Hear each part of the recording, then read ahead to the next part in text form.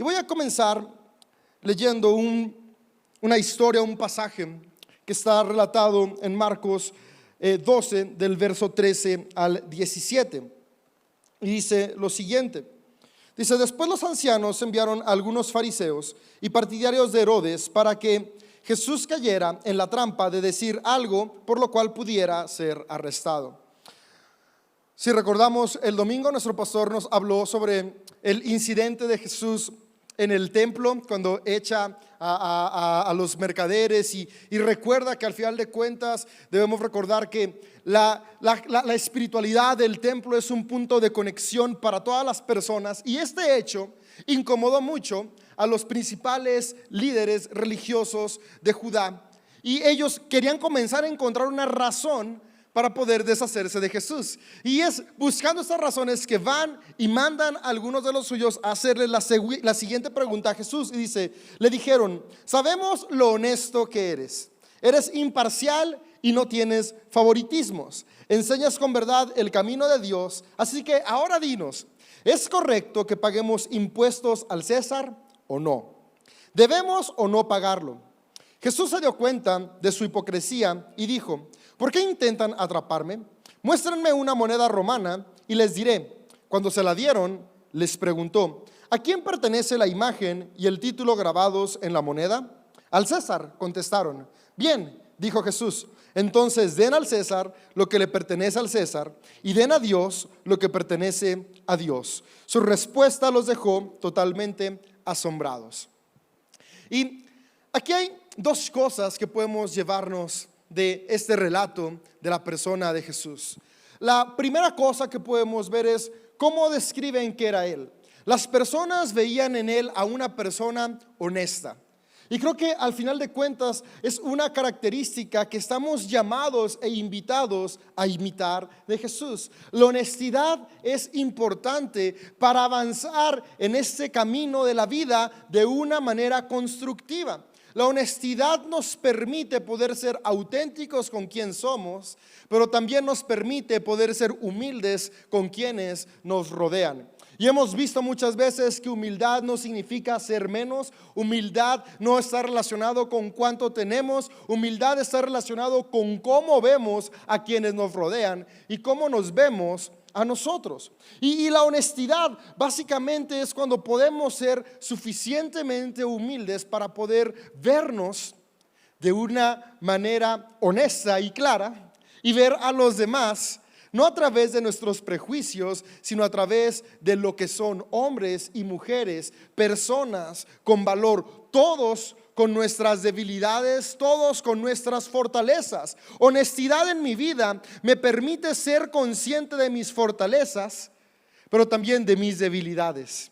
Honestidad con los que me rodean me permite poder ver sus fortalezas y no solo sus debilidades.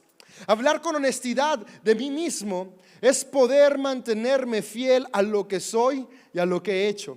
Y hablar con honestidad a los que me rodean es poder hablar con la verdad cuando me la piden, y cuando no me la piden, reservarme. Porque muchas veces mezclamos palabras hirientes diciendo que somos honestos, cuando en realidad estamos buscando otras cosas. ¿Sabes? Honestidad no significa estar diciéndole a las personas sus errores de manera constante. Honestidad es más poderles recordar sus virtudes. Y si nos lo preguntan, con empatía y compasión, recordando que nosotros también tenemos nuestros lados débiles, poder dar una perspectiva que sea sana y honesta sobre las debilidades que están atravesando. Y creo que parte de la honestidad personal es encontrar 2, 3, 4 personas de confianza que puedan ser esos ojos traseros para nosotros. Creo que todos tenemos puntos ciegos que no vemos, y una parte buena de construir honestidad en nuestra vida es encontrar personas confiables que puedan decirnos nuestras debilidades para crecer. Y yo quiero animarte a que tú y yo podamos convertirnos también en personas confiables. Y la confianza se rompe justamente cuando conocer las debilidades de otros la utilizamos para nuestro beneficio. Puedes decir: ¿y en qué me sirve el beneficio? El beneficio de sentirnos mejores. o superiores porque no tenemos esa misma debilidad. Y vamos muy fácilmente y contamos y decimos o juzgamos a la persona que con confianza nos está diciendo. Creo que para construir comunidades de confianza, donde comenzando desde nuestra familia, necesitamos poder ser honestos y leales. Y Jesús era alguien honesto y leal, y creo que es algo que podemos aprender de él. Creo que una de las razones por las cuales sus seguidores, después de que él no estuvo con ellos, siguieron avanzando y compartiendo sus principios hasta la muerte, fue porque la honestidad de Jesús en sus vidas tuvo un impacto. Y una de las razones por las que no encontraban cómo derrotarlo sus enemigos, dice, es porque era alguien honesto. Creo que podemos dejar de vivir con temor por la vida cuando somos honestos. Y creo que la honestidad puede abrirnos mucho camino. Y la segunda cosa que yo llevo es que justamente esta honestidad que movía a Jesús lo llevaba a vivir en equilibrio, a poder reconocer cada una de las diferentes esferas en las cuales él se movía y él estaba. Las personas le hacen esta pregunta a los líderes religiosos porque al final de cuentas había como una competencia entre lo que se llevaba al templo y lo que se le daba al César. Ahora, ¿por qué razón? Porque para los judaítas, cuando surge el concepto de ofrenda y diezmo, surge como el concepto del impuesto que ellos pagaban. Y como Israel se movía bajo una teocracia donde era muy importante la relación Dios-Estado, al final de cuentas el impuesto de la nación se recogía por el templo. Cuando comienzan a venir los invasores y comienza a ser conquistada en diferentes periodos por diferentes reinos, ahora estos reinos comienzan a cobrarles otro impuesto, que era el impuesto del reino. Y en la época que Roma los tenía bajo control, que es en la época de Jesús, Roma cobraba su impuesto. Y también el templo cobraba su impuesto, que era el impuesto que estaba establecido por las distintas leyes que se habían puesto. Entonces personas decían, ¿cuál es más importante que paguemos? Al final de cuentas, si no pagaban el impuesto del templo, había un rechazo y no se les permitía conectar con la espiritualidad. Pero si personas tenían que elegir, preferían pagar el impuesto del César, porque si no pagaban el impuesto del César iban a la cárcel o eran vendidos como esclavos. Y estaba esta lucha interna, ¿con quién tenemos que quedar bien? Y al final de cuentas Jesús los lleva a decir, hey, no se trata de con quién vas a quedar bien, se trata de encontrar el equilibrio en la vida.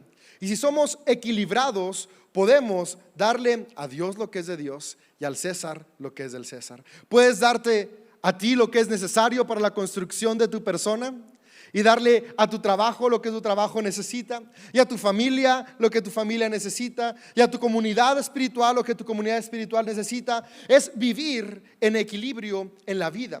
Pero también es algo muy importante. Jesús nos recuerda que vivir siendo conscientes de los lineamientos que construyen nuestra sociedad es importante. Sabes, en ocasiones llegamos a creer que por la espiritualidad que practicamos estamos por encima de las leyes que constituyen nuestra sociedad. Y yo he escuchado personas que es, ¿para qué pagar impuestos si no somos de este reino, somos del reino de allá? Pero las banquetas sobre las cuales pasa nuestro coche, bicicleta o moto son banquetas construidas por el reino en el que estamos aquí y ahora. Los servicios médicos que se reciben a través del IMSS, del ISSSTE, son proporcionados a través de las estructuras gubernamentales en las que estamos. Y creo que parte importante de ser seguidores de Jesús es ser conscientes de la importancia de ser responsables con equilibrio del lugar en el cual estamos. Tener una conexión con Dios, estar construyendo el reino de los cielos, se construye en este reino siendo honestos con las partes que nos toca contribuir. También he escuchado de repente comentarios de, yo no tengo licencia de aquí del estado porque tengo la licencia de Dios. Y es, okay, ¿qué trabajo nos cuesta ir y sacar la licencia? Es más barata que ni la multa por no traerla. Y al final de cuentas, este recordatorio de este pasaje es ese: tener una conexión con Dios, estar conscientes de que estamos construyendo el reino de los cielos en la tierra. Es posible cuando podemos ser honestos en que también somos parte de un reino, de una estructura, de una sociedad, de un gobierno donde si tú y yo contribuimos, podemos mejorar nuestros entornos. Yo creo que personas que somos ciudadanos responsables construimos mejores ciudades y mejores entornos, y tú y yo podemos seguir el ejemplo de Jesús, que nos recuerda que una conexión con Dios se debe ver reflejada con una buena actitud y una responsabilidad como ciudadanos y ciudadanas. Y de repente dicen, es que a final de cuentas hay ciertos pasajes que nos gustan tomar y acomodar a un contexto de acuerdo a las circunstancias que vivimos, pero si vemos en Jesús a lo largo de todo este tiempo, podemos encontrar que no se trata de cómo acomodo las cosas, sino de qué es lo que me mueve. Y si el amor siempre es lo que me está moviendo, siempre voy a estar viendo por el bien personal, pero también el bien de quienes me rodean. Y voy a continuar leyendo el verso 28, igual de Marcos 12. Dice: uno de los maestros de la ley religiosa y escuchaba el debate y se dio cuenta de que Jesús había contestado bien. Entonces le preguntó: de todos los mandamientos, ¿cuál es el más importante? Había que seguir encontrando a ver qué decía Jesús. Y Jesús les contesta: el mandamiento más importante es: escucha, oh Israel, el Señor nuestro Dios es el único Señor. Ama al Señor tu Dios con todo tu corazón, con toda tu alma, con toda tu mente y con todas tus fuerzas. El segundo es igualmente importante: ama a tu prójimo como a ti mismo. Ningún otro mandamiento es más importante que estos. El maestro de la ley religiosa respondió: bien dicho, maestro, has hablado la verdad al decir que hay solo un Dios y ningún otro. Además, yo sé que es importante amarlo con todo mi corazón y con todo mi entendimiento y con todas mis fuerzas, y amar a mi prójimo como a mí mismo. Esto es más importante que presentar todas las ofrendas quemadas y sacrificios exigidos en la ley. Al ver cuánto entendía el hombre, Jesús le dijo: no estás lejos del reino de Dios. A partir de entonces nadie se atrevió a hacerle más preguntas. Y este pasaje, este relato de Jesús puede presentarnos de una manera muy sintetizada lo que movió el ministerio de Jesús, sus acciones, sus parábolas, su manera de presentar el reino de los cielos. Siempre estuvo centrado en esto: amar a Dios, amar a todos como a ti mismo. Y es que al final de cuentas todo se resume en amar. Amar es lo que nos va a transformar. Amar es lo que nos va a llevar a tomar mejores decisiones. Amar es lo que nos va a llevar a cuidarnos. Amar es lo que nos va a llevar a cuidar a quienes nos rodean. Amar nos lleva a avanzar y a cumplir esa visión que tuvo Dios al crearnos, que es que cada ser humano tenga una vida plena y abundante. Y eso solo es posible cuando el amor es lo que nos mueve. Sabes, yo lo he dicho constantemente: reglas son necesarias, crean estructuras, pero las reglas y estructuras nunca deben ir por encima del amor. Cuando alguna estructura sobrepasa el amor, deja de construir y comienza a oprimir. Y los fariseos, los maestros de la ley, todas las personas estudiosas, y no solo estudiosas, sino que estaban involucradas en el desarrollo de estas leyes y el cumplimiento de estas leyes, tenían un interés por saber cuál era la importante, porque eran muchas, y cumplirlas todas de repente era imposible. Y era de todas estas, ¿cuál es la más importante? Y Jesús dice: es que estamos tan preocupados por ponerle check a una lista de cosas que nos olvidamos de qué es lo que me está moviendo a hacer esas cosas. Lo más importante es lo que me mueve, porque si lo que me mueve es el amor, siempre lo que haga va a estar alineado al corazón de Dios, y siempre lo que haga va a traer construcción, esperanza y vida a corto, mediano y largo plazo. En Jesús pudimos ver esto modelado. Conocer a Jesús en esta serie es buscar cómo Él vivía este amor día a día. Yo creo que hoy podemos llevarnos en nuestro corazón eso, que lo que nos mueve es el amor. El mandamiento más importante es amar. Y amar a Dios y amar a los demás está en el mismo nivel. y amarnos a nosotros. Por eso dijo, es igual de importante. Y fíjate, no solo Jesús hace el énfasis, sino que también el maestro de la ley que le hace la pregunta lo repite. Jesús dice, ningún otro mandamiento es más importante que esto. Y el maestro de la ley dice, es cierto, ni presentar las ofrendas quemadas o sacrificios exigidos en la ley es más importante que esto. Nos recuerda que al final de cuentas, aunque estructuras son buenas, rituales son buenos, formas son buenas, son solamente medios y el fin siempre es el amor. Y en este pasaje de Marcos utiliza 4 cosas con las cuales estamos llamados a amar. Dice amar con el corazón, con el alma, con la mente y con las fuerzas. Y me encanta la secuencia que tiene, porque es la forma en la cual podemos llevar el amor de una intención a algo práctico. Comenzamos amando con el corazón, que son los sentimientos y las intenciones, lo que me mueve, el deseo de. Y paso a amar con el alma, y el alma es el carácter, mis fundamentos, mis convicciones, las creencias que forman mis hábitos. Los hábitos que tú y yo tenemos día a día están formados y están dirigidos y fortalecidos por las convicciones que tengo. Y esas convicciones vienen por los pensamientos, sentimientos e intenciones que me mueven. Entonces, amo con el corazón porque está el deseo de comenzar a hacerlo.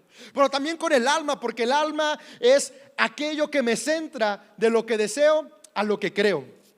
Y después dice de amar con el alma, amar con la mente. La mente es la mentalidad, el enfoque, la estrategia y las fuerzas, porque todo esto que sentí, que hice una convicción y que me convencí que es importante, lo llevo a la práctica.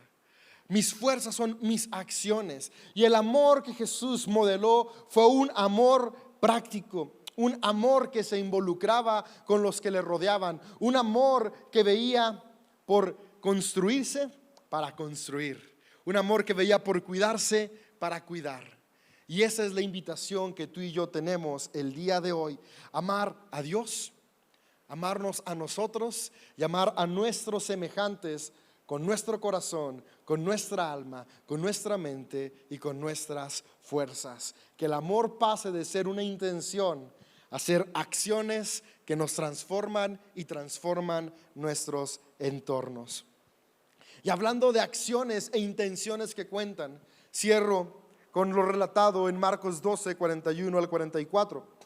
Dice: Jesús se sentó cerca de la caja de las ofrendas del templo y observó mientras la gente depositaba su dinero. Muchos ricos echaban grandes cantidades. Entonces llegó una viuda pobre y echó 2 monedas pequeñas. Jesús llamó a sus discípulos y les dijo: les digo la verdad, esta viuda pobre ha dado más que todos los demás que ofrendan. Pues ellos dieron una mínima parte de lo que les sobraba, pero ella, con lo pobre que es, dio todo lo que tenía para vivir. A final de cuentas, si leemos con detenimiento las enseñanzas de Jesús, Jesús nunca estaba en contra de aquellos que tenían.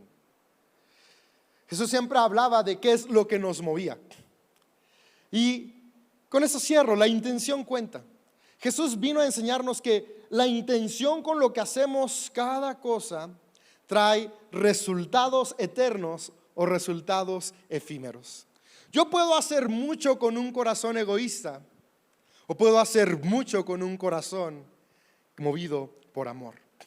¿Sabes? Al final de cuentas, lo que está diciendo aquí Jesús es eso: los demás dieron lo que les sobraba y ella dio todo lo que tenía.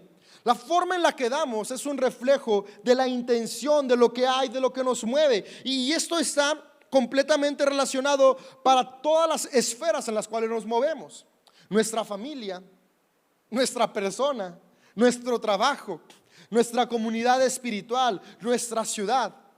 El tiempo que me doy a mí mismo es con la intención de crecer, de estar más saludable, de tener más paz mental, de conocer lo necesario para seguir avanzando y creciendo. Lo que le doy a mi familia, a mi pareja, a mis hijos, hijas, es porque deseo su bienestar o porque tengo que cumplir, porque ya estoy aquí. Lo que hago en mi trabajo lo hago porque creo en la visión del lugar en el que estoy, porque creo en que todos los que me rodean son beneficiados por el trabajo que hacemos en conjunto, ¿O estoy ahí solo porque no he conseguido algo mejor? Y no estoy diciendo que no debemos aspirar a algo mejor, pero en lo que llega a lo mejor, ¿cómo están mis intenciones en donde estoy hoy en día? La intención cuenta mucho, porque la intención es lo que me está moviendo, y eso que me mueve determina mi actitud. Y mi actitud crea la atmósfera, y la atmósfera me permite avanzar o retroceder o estancarme. Ya estamos en donde estamos hoy. Tú y yo podemos decidir cómo vamos a reaccionar a cada circunstancia. Hay circunstancias de las cuales no podemos o no tenemos el control, pero lo que siempre tenemos el control es la intención que me va a mover en cada circunstancia, en cada momento, en cada lugar. Que cada decisión que tomemos, que en cada lugar que estemos, podamos ser como esta mujer viuda, con una intención que estaba dispuesta a amar con todo. Y no estoy diciendo, si hoy aún estás trabajando en esa intención, dejes de hacer lo que haces por tu familia, por tu ciudad, en tu trabajo, en tu comunidad. No, aún con la intención inadecuada, lo que se hace a beneficio de los demás construye. Pero lo que yo digo es, si ya lo estamos haciendo, si ya nos estamos esforzando, ¿por qué no esforzarnos en una dirección que trae algo que se edifica para trascender y no solo algo que es momentáneo? ¿Sabes? Es muy diferente dar una flor porque tengo que, a dar una flor porque deseo.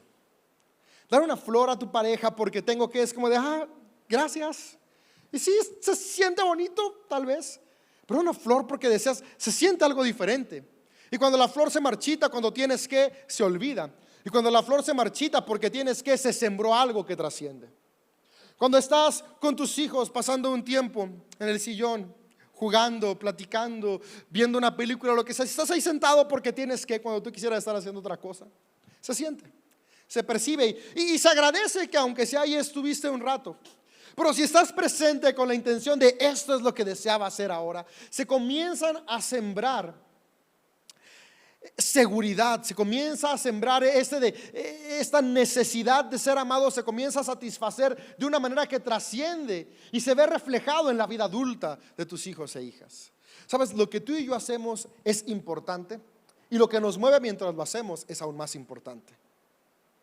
Entonces, que cada cosa que hagamos sea movida por amor. Que cada cosa que hagamos sea movida con la intención de construir, sea movida con la intención de transformar para bien. Recuerda, amamos a Dios para amarnos a nosotros, para amar a los demás. El amor está por encima de todo. Yo creo que es lo que podemos llevarnos de este capítulo, poder ver en Jesús que al final de cuentas el amor nos lleva a ser honestos, nos lleva a ser equilibrados, nos lleva a buscar construir en cada esfera que estamos. Nos lleva a poder entender que importa nuestro pensamiento, importa nuestro carácter, importa nuestra mentalidad, importan mis acciones. Y que cada cosa que haga donde ya estoy, porque ya todos estamos haciendo algo, cada día pueda decidir. Tal vez no estoy donde quiero, pero si hoy cambio mi intención, puedo comenzar a construir el camino para llegar a donde deseo. Tal vez hoy no estoy en donde quiero, pero ya estoy aquí. Y si hoy cambio mi intención de lo que ya voy a hacer, o sea, voy a hacer lo mismo, pero con una intención diferente, voy a comenzar a construir el camino para llegar a donde queremos. Y ese lugar que queremos es el lugar que Dios soñó. Vida plena y abundante para todos y todas.